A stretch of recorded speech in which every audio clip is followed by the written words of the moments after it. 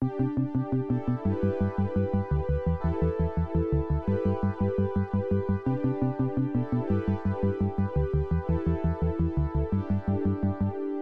there, Alex here. This is the TKZK Wave, a new pair of budget IEMs from a new sub-brand of Tin Hi-Fi. They cost under $40 and I'm just going to keep this video as short as I can to save both of us time. These are just okay. In terms of sound, they have a relatively neutral tuning with a tinge of brightness. Bass is pretty much in line with the lower mids, so this is definitely not for bass heads. It does have a decent sub-bass extension and is decently fast and tight sounding with no bass bleed. Lower mids do sound a bit thinner because of that, but it's not too bad.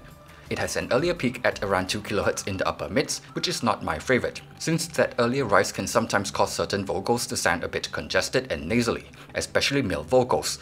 Female vocals are more forward in the mix and perhaps just slightly on the thinner side, but other than that, they sound pretty decent. There is a peak at around 8 kHz, but it's more or less in line with the other peaks earlier, so it doesn't sound too offensive or sibilant unless you crank the volume up. Upper treble is decently extended too, and helps to give these a slightly more airy and clearer sound. Technical performance is just okay for the price.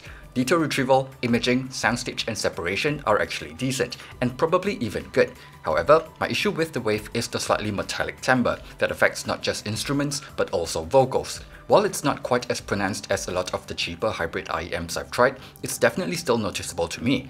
I think maybe they pushed the BA driver a bit too hard. For me, the saving grace for these are the build quality and design. They look great and have a resin shell which feels a lot more solid compared to regular plastic. However, the cable is a little wiggly and the fit is just okay for me. The shell is very sculpted and has a long and thick nozzle, so I could only get it to fit with larger tips and a shallower insertion. I think those with larger ear canals might be able to get a deeper fit. Overall, just based on sound quality alone, the Wave is decent, but just not something I can wholeheartedly recommend, especially since the NiceHack DB1 exists. The DB1 has a slightly brighter tuning as well, which is sort of similar to the Wave.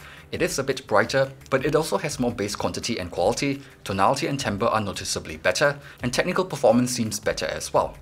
Like I mentioned earlier, they are somewhat okay for the price, and they do look really good. They could even be a decent option if they go on sale, since they are slightly better than some of the cheaper hybrid IEMs I've tried. But in such a competitive market these days, being just decent for the price probably isn't going to be enough. Thanks for watching this video, and see you guys on the next one.